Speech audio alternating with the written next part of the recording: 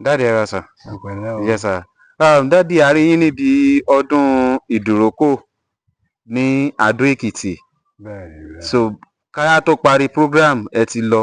Kí ni ẹ lè bá rí sọ sí ìjọba ìpínlẹ̀ Èkìtì? Kan tó ṣẹlẹ̀ ni pé kò sí ṣàṣà níjọba tí mi ò tí witness lẹ́kìtì. Àfi lè tí ò bá ń ṣe ti democracy o. But ìgbà tá ti ń ṣèjọba tiwantiwa yìí látòrí His Excellency Ṣẹ́gun Òní títí dé orí báò ṣàṣà níjọba tí mi ò mọ̀ ń pa ẹ̀ díẹ̀ nípínlẹ̀ Èkìtì.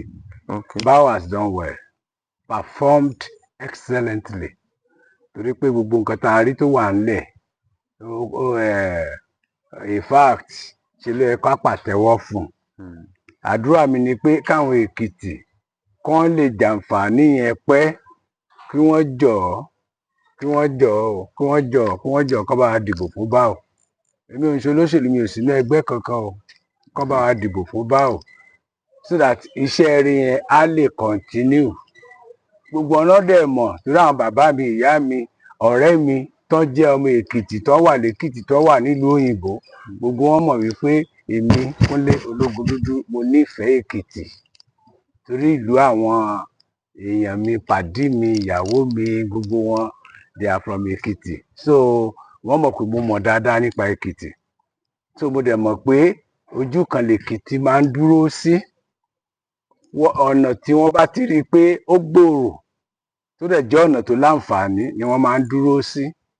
Ìdí nìyẹn àwọn náà dẹ̀ ti rí i pé ọ̀nà tó gbòòrò ni ọ̀nà tí Bao òun gbà tó dẹ̀ ń là nípínlẹ̀ Èkìtì. A ti àpíìlì fún wọn tó bá dẹ̀ dàsìkò tó yẹ ká tó pariwo náà á pariwo fún wọn. Kété Èkìtì ń jarí o.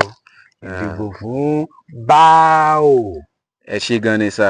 Kí ni ẹ bá wa rí sí ètò ìjọba tó ń lọ ní ìpínlẹ̀ Ọ̀ṣun? Ìpínlẹ̀ Ọ̀ṣun ibi tó fọ́nì sí ni pé APC lèkìtì, ìpínlẹ̀ Ọ̀ṣun PDP. Wà á fi mọ̀ pé èmi ò mọ̀ ń pa èmi ò ń ṣòṣèlú o, mi ò ṣe mẹ́mbà any one of them. But tí tá a bá rí la máa sọ wípé ó dáa. Gbogbo ìyànjú tí Adeleke ń ṣe ní ìpínlẹ̀ Ọ̀ṣun kò ṣẹlẹ̀ rí. Adeleke is doing well ní ìpínlẹ̀ Ọ̀ṣun o. Ṣùgbọ́n a gbọ́ pé gọ́ọ̀mẹ̀ntì yẹn fẹ́ wà frustrated torí pé àwọn ìjọba lókè wọ́n ní wọn ò fún àwọn local government councils lówó, but ìyẹn ò tiẹ̀ important. Nítorí bá máa ṣe á ṣe, wọ́n ṣe náà nígbà tí Bọ́lá Tinubu jẹ gọ́fúnà lẹ́kọ̀ọ́, síbẹ̀síbẹ̀ ó escape through.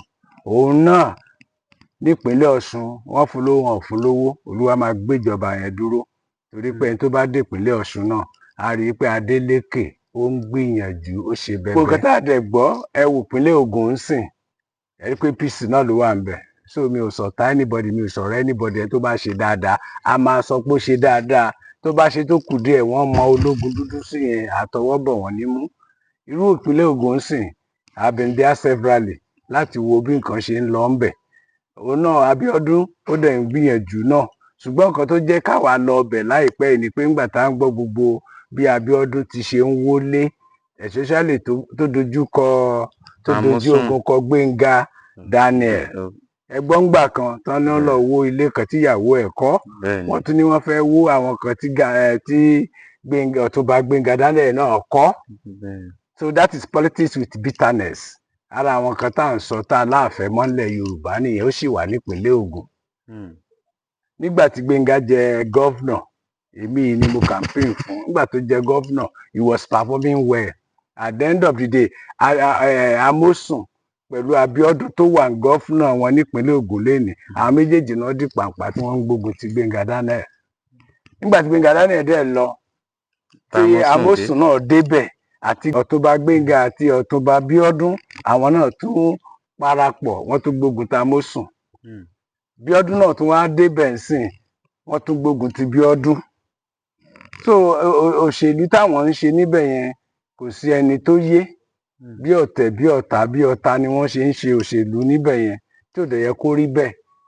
Election ló ń bọ̀ yìí, àwọn tí ò tí ì dé wọ́n ti ní wàhálà. Wọ́n ti ń sọ fún ọ̀pọ̀ ọmọ Èkìtì lẹ́nìkan, ọmọ Ìjẹ̀bú lẹ́nìkan, Ẹ̀gbá kọ́ o, Ìjẹ̀bú kọ́ o, ọmọ Ìjẹ̀ṣà ni o wọ́n ti kó ẹ̀tanú wọ̀. wọ́n ti kó òótọ́ tiẹ̀rí kó jẹ́ bóyá òótọ́ ni bírọ́ ni àmọ́ àwa máa mọ̀ kí kí campaign gan tó bẹ̀rẹ̀ à á sì di everybody síta àjèjì ò lè wá lù kó wá jọba ẹni tẹ́ẹ̀dẹ̀ sọ pé àjèjì ni ó ṣeé ṣe kó jọ ọmọ ọba ni irú àwọn kan tó ń lọ nípínlẹ̀ Ògùn nìyẹn tí ò dẹ̀ yẹ kó rí bẹ́ẹ̀ ẹ ní láti kó bẹ́ẹ̀ nìkan ẹ ní láti sọ̀bàjẹ́ nípa ẹ̀ nítorí pé ẹlòmíín fẹ́ wọlé so that is all I know about that. Yes, Daddy, ṣé ẹ bínú pé mò ń gbà yín lásìkò báyìí kí ni ẹ bá tó ń rí sọ sí ìjọba ìpínlẹ̀ Ọ̀yọ́ lọ́wọ́lọ́wọ́ báyìí.